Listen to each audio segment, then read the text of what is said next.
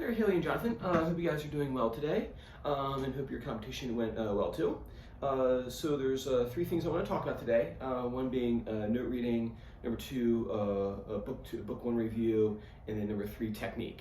I'll just go down the list. And if you have any questions at the end, feel free to shoot me a message back, or if you want me to take a look at anything, I'd be more than happy to take a look at any footage you want to send over. Cool. So for note reading, what I want you to do this week is do another one or two melodies out of the New Dimensions book. I can't remember where you left off last time, but anyway, the procedure's gonna be the same. What I want her to do is to sit down and first say the note names, and then clap out the rhythm, tas and tas, ti, ta, ahs, that sort of thing. And then finally, to sight read it. So here's the thing with sight reading, like once you kind of read it once, you're not really sight reading anymore. You're practicing at that point. So what my teacher would have me do is, like, first thing is that you don't have a guitar in your hand when you do the step, because you'll want to kind of play it. So have Haley look at the melody and have her kind of see if she can kind of like know on the guitar where the spots are. So if I were like saying doing like hot cross buns, for example, out here, I would see her without a guitar, and in my head I would go, okay, B, that's open second string. A, okay, that's on the, I wouldn't be like saying the whole dialogue to myself, but I'd be like, in my mind's eye, I'd be seeing kind of like where I would play it. So I go, okay, hot cross buns, I'm gonna use my G tonalization to play it. And okay, so B is on the open second string, A is on the third string second fret. So in my mind, I would kind of see like how I was gonna play it. I go B, A, G, B, A, G, and like in my head, like hear how it's gonna sound. And then once you do that, like do that for like a minute, and then go ahead and put a guitar in her hands and go, okay, you get one shot at playing it, and play through it and see if you can sight read it that way. But you've already kind of done like a mental thing. So like whenever I would get music, say I was in a jazz band or something, when I was in college, or when I was in community college, the director would put the music in front of us if you've never seen it before.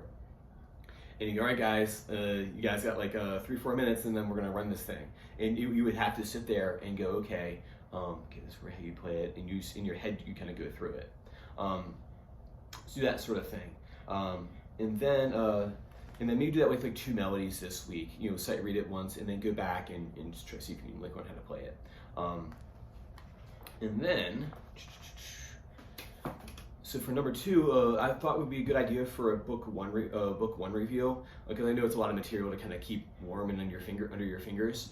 What I think would be good is maybe using some of book 1 tunes for note reading as well. So what I want her to do is get out like book 1, right? So get it out and put it on her music stand. She should have a dedicated music stand at this point. I think you showed it to me last time with the metal ones.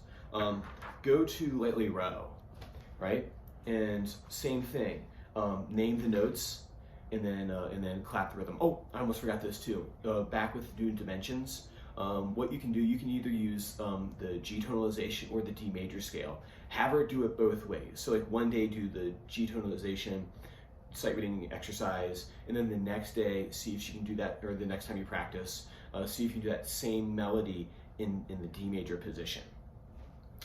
Back over to Lightly Row. So same thing, clap the rhythm, and then be able to name the notes.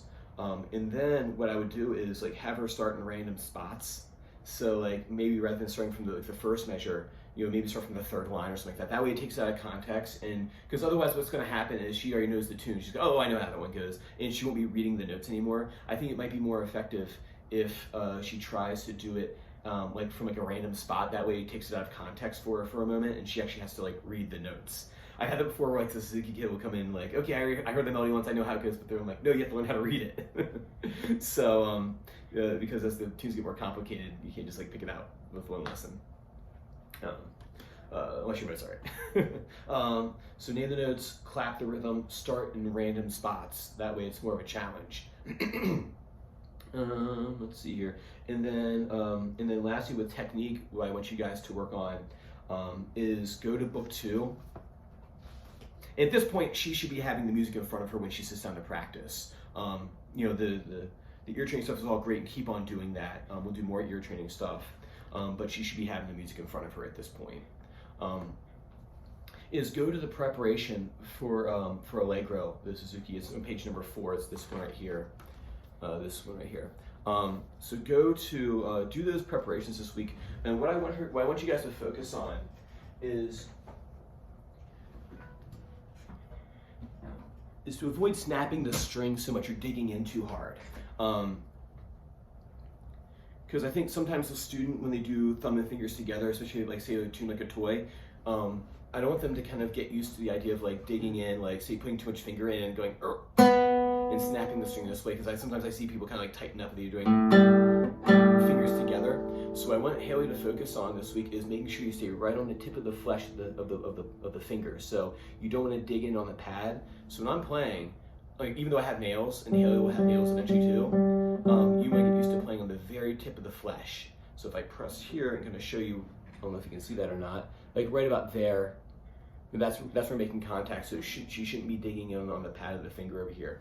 So go ahead and have her do those Lego exercises.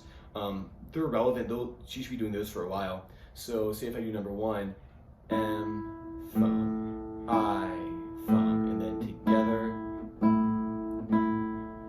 And trying to concentrate on playing really light with the fingers and making sure you're not getting caught on the string by having too much finger through or pushing too hard. Hands should be very relaxed. When I'm playing fingers together,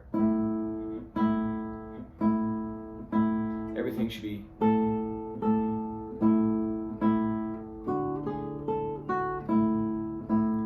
very relaxed. So as she's playing, make sure don't dig in too hard into the string. Because I think as like the melodies get faster, I think the tendency is to kind of like push in harder. Very relaxed. So do preparation number 1 and then preparation number 2. First, if she needs to, just do it with the voices separate. So if I do number 2 here, for example, M, I, M, I, M, I, M, I, M, or the Miami pattern too. You can do the Miami there too. That'd be good to practice as well, making sure you keep the ring finger in here, because when she gets to book 3, that's like heavy with the ring finger, so you want to make sure to practice that. Actually, let's go ahead and just put that in there. So this week, make sure to practice maybe doing like an easy scale with Miamis, say like the G tonalization. So I should make a note here. So number 4, Miami. Right hand.